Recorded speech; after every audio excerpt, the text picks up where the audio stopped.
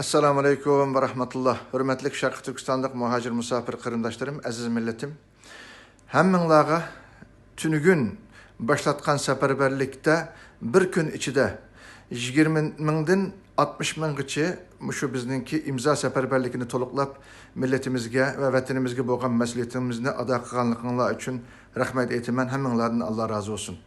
Germaniya parlamentininki takribi 27 gün evvel başlangan Magnitsky kanunu hazırgıçı biz kütken seviyeye gelmegen Türkiye'ninki beyanatımızga ergişip bizge işinip muşunun kol koyganlıkınla için milletimizdeki muşu iradesiga men alaydı rahmet eytimen.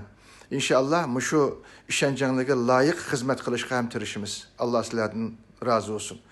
Hürmetli kırındaşlarım, bugün Xitay Komünist Partisi'ninki beyanatı qarğanda tünügün günde yığılgan 15.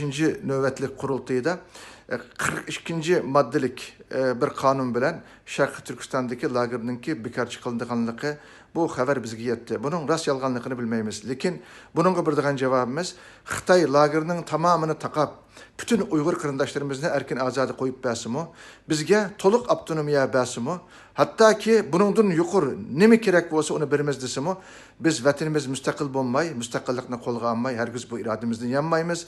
Takım müstehkem bir irade bile inşallah müstakillik yolunda biz her xil bedel dileyimiz.